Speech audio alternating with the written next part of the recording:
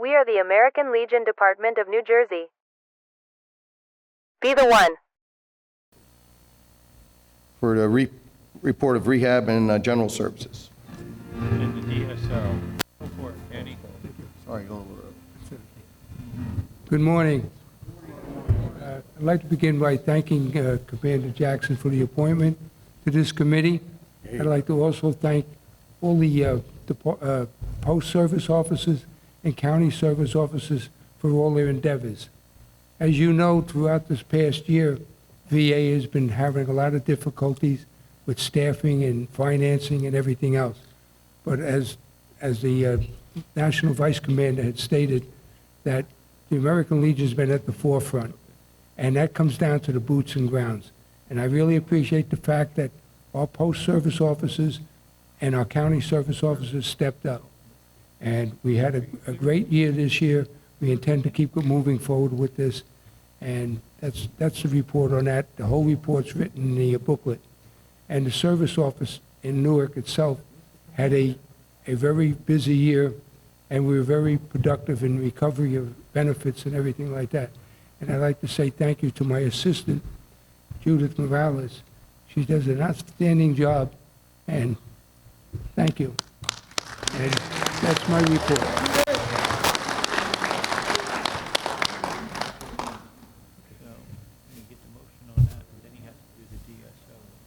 Yes. Do we have a motion on the report? All those in favor? Opposed? Questions?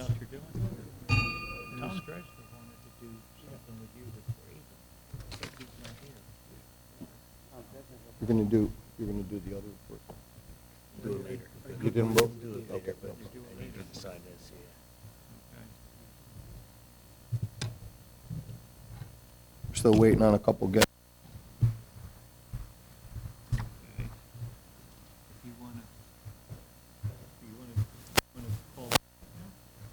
He's talking about these Vietnam things. We got a couple minutes. Sure. Yeah. All right, so, At this time, if there's any Vietnam veteran in the audience that didn't receive one of those pins, we do have a couple minutes. We did get some of the pins right here.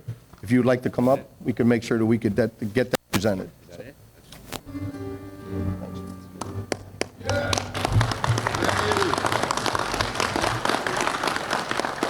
Good morning. Good morning.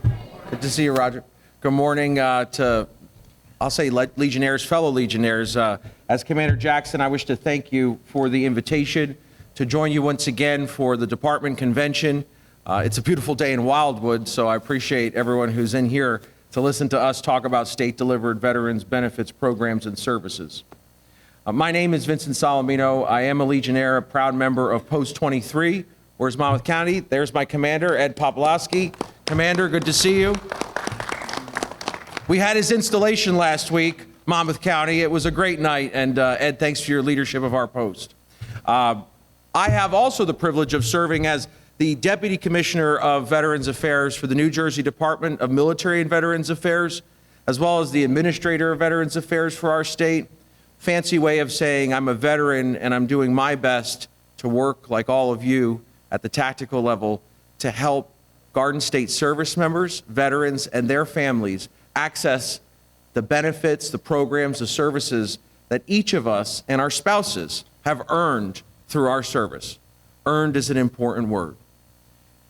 The individual who I have the privilege of introducing today for the purposes of an update as well as a presentation is someone who has served in a uniform for over 40 years. Brigadier General Yvonne Mays serves as the Adjutant General of New Jersey and the Commissioner of the Department of Military and Veterans Affairs. General Mays was appointed and nominated by Governor Murphy on July 1st of last year and shortly thereafter unanimously confirmed by the New Jersey Senate. In her capacity, she is responsible for leading the roughly 8,400 soldiers and airmen of the New Jersey Army and Air National Guard. And I think relevant to our purposes here today, she also leads the delivery of state-delivered veterans benefits, programs, and services. And so what does that look like? It looks like the 3 long-term care facilities, which we can't say enough thank yous to many posts, to counties, and to the department as a whole which you support, Menlo Park, Paramus, Vineland, those facilities which are doing very well.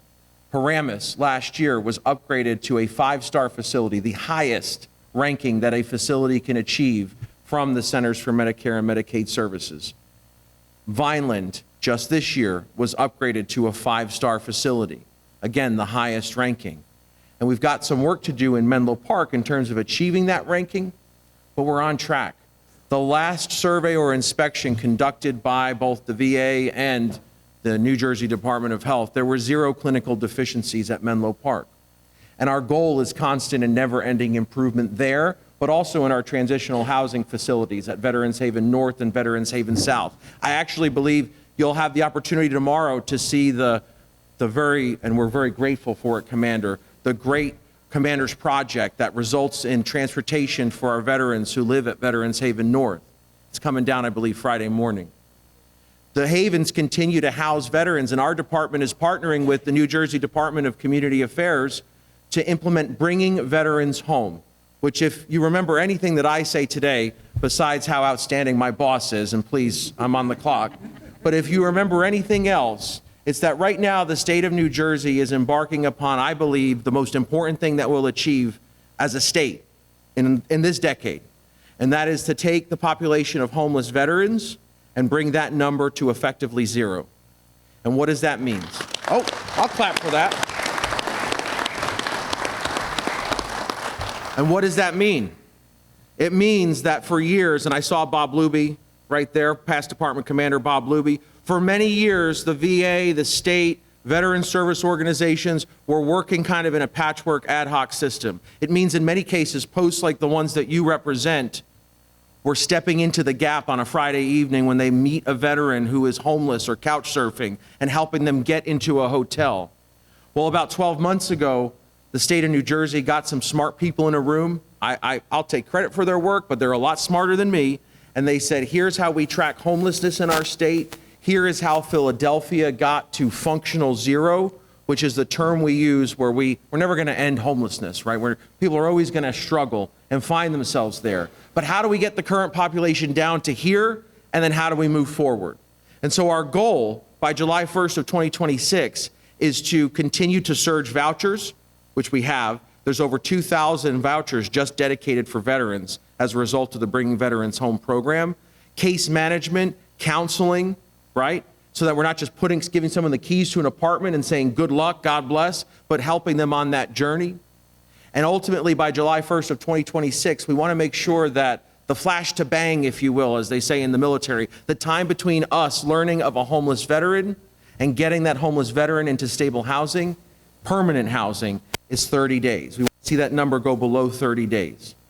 But what does that mean if you encounter a veteran on a Friday night at your post? What that means is you can contact me, you can contact General Mays, but you can contact the New Jersey Vet-to-Vet helpline, which is a 24-hour, 7-day-a-week resource. If you go on your phone, NJ Vet-to-Vet, they've got an 800 number, they've got text, email.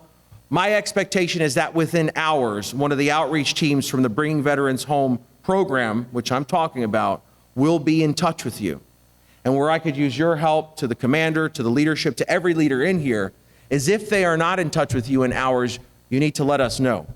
Bob Luby has no problem letting us know where we can improve, and I'm grateful for it. I mean it from the bottom of my heart, because this only works when we do it together. This only works if we know that the teams responsible for helping our brothers and sisters are actually doing it. So that's my ask of you today. I believe that the state of New Jersey is investing more, doing more, and achieving more for our veterans than at any time in our history. I've got the best job in the Garden State. I've got the best job because I get to go from High Point to Cape May to work with folks like you to try and identify issues and help solve them for those who has served so honorably this country that we love. And the individual who I am about to introduce is someone who is a leader in that effort, someone who provides the guidance at a strategic level, who provides the day-to-day oversight, someone who makes sure that when we say the state's motto is liberty and prosperity, we realize those words by ensuring that we care for Garden State heroes. So once again, please join me in welcoming Brigadier General Yvonne Mays.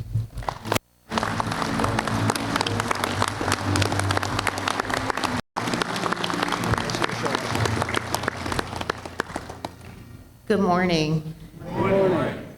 I want to thank you, Commander Jackson, for having me, also for kind of adjusting the schedule, because when we spoke a few weeks ago, I didn't think I could be here because of other engagements, and kind of last minute that changed, and so you flexed and accommodated me so that I could be here to address this esteemed group, and I am so grateful for it. And you know, Mr. Vincent Salamino, he is very modest in, you know, and how he, you know, says what I do or what other people do within this department. I will tell you that there is no one better to advocate for, to carry out the intent of the governor, the legislature, our stakeholders, you, on behalf of those who wear the uniform and who have worn it, than Vincent Salamino. So love him or hate him, he is skilled and qualified, and we just simply would not be able to accomplish what we do day after day without his steadfast leadership. And so I want to give him a round of applause.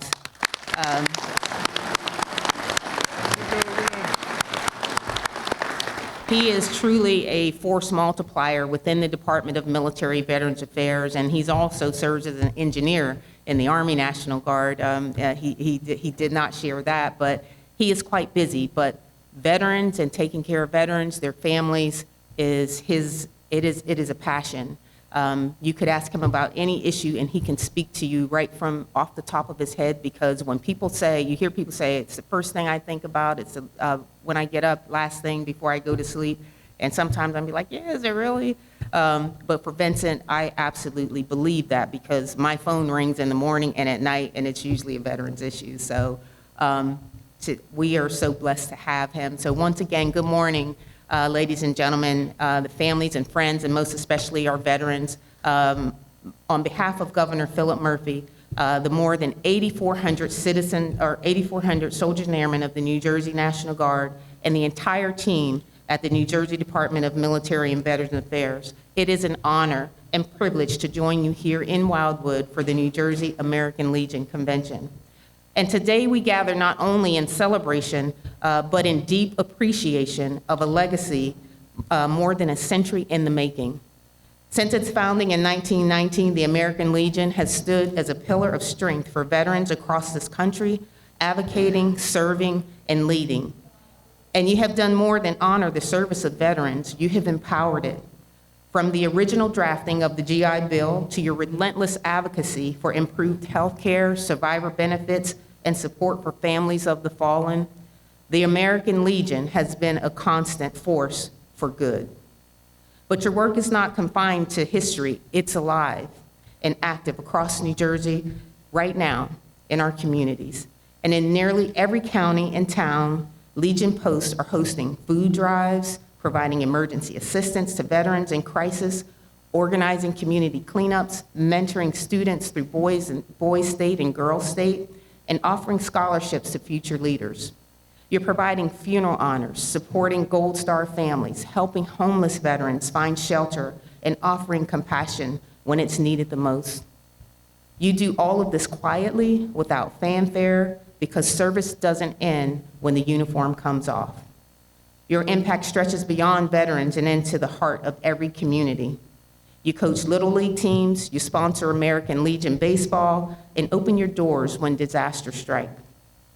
You give our youth role models, you give our elderly care, and to our fellow veterans, you give the gift of never being forgotten.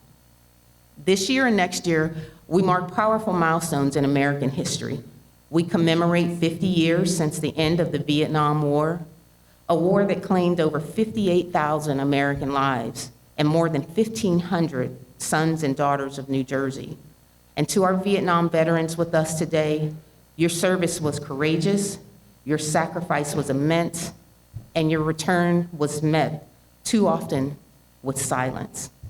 So let me be clear, and I've said it before, and I will continue to say it. We see you, we honor you, and we thank you. In 2025,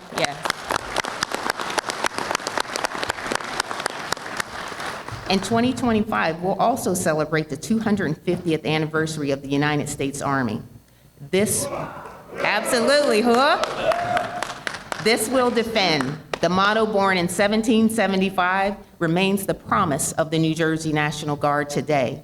We are proud to stand in that tradition, ready to serve whenever and wherever we are needed. And next year, our nation turns 250 years old. For nearly 2.5 centuries, Americans have defended freedom and upheld the ideals of democracy. And your presence here today reminds us that the call to service is still being answered. To the members of the New Jersey American Legion, thank you. Thank you for standing the watch long after your time in uniform. Thank you for reminding us that patriotism is not always passive. Thank you for ensuring that every veteran, every family, and every community knows they are not alone. Your dedication strengthens our state, it inspires our youth, and honors our past while lighting the way forward. The integrity, dignity, and respect that exemplifies who you are, who we all are, individually and collectively, is the hallmark of what we stand for as a people and as a nation. And because of what you did in uniform, and equally important, what you do each day, you ensure that we can and will navigate all complexities, every last complexity that we're facing in this country today. So to all our veterans, your legacy lives in the freedoms that we enjoy, in the communities we build, and in the example you set. And we are forever grateful. It is a privilege of my military career to serve as the Adjutant General of New Jersey. It is my privilege to serve alongside, with, and for each one of you here today. And as Vincent said, if there is anything that you see that we don't see, we need you to communicate that to us. You have our cell phones, you have our emails, you can get in touch with us. And when we say we need you for this effort in ending veterans' homelessness, we simply can't do it without you. We rely on the trust that you built in the communities, that you built with fellow veterans. They don't trust us in the way that they would trust you. And so without you, not DMAVA, not DCA, not this administration or any administration, we cannot do it alone. And so as Vincent said, if you hear nothing else from us, please remember that if you have someone in need, that vet-to-vet hotline, if you call that hotline or if you call us, we will mobilize and we will get you the help that we say we will. And if that breaks down in any way, if you tell us, we will absolutely address it. If it's breaking down and not being addressed, we don't know about it. So I guess I'm asking for your trust in us, your trust in our commitment to do what we say, that if something is wrong, that you communicate to us and we will be transparent, that we will respond. And if we can't do it, we'll say that too.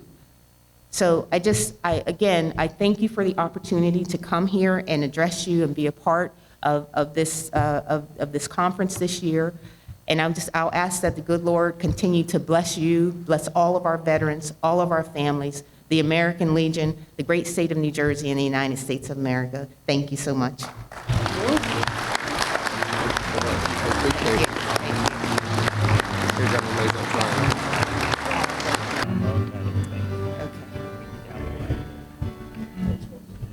And then one last thing, on behalf of the Department of Military and Veterans Affairs, we would like to present the commander with the State of New Jersey Commendation Medal. And it reads, awarded to Charles A. Jackson, the State of New Jersey Civilian Commendation Medal is presented to Charles A. Jackson, Commander, American Legion, Department of New Jersey, in recognition of your leadership and dedication to providing aid and support to New Jersey's veteran community and members of the New Jersey Army and Air National Guard and their families. The New Jersey Department of Military and Veterans Affairs recognizes and commends all your efforts to ensure the sacrifices made on our behalf by those who have served our great state and nation are never forgotten. Presented June 12, 2025, by Yvonne Mays, the Brigadier General, and Mr. Vincent Salamino, Deputy Commissioner of Veterans Affairs.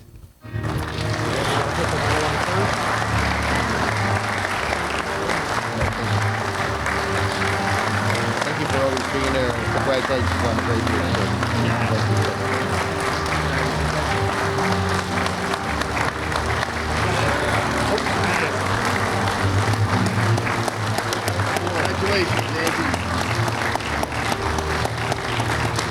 Dave, Dave's got a photo. Dave's gonna get a picture too, please.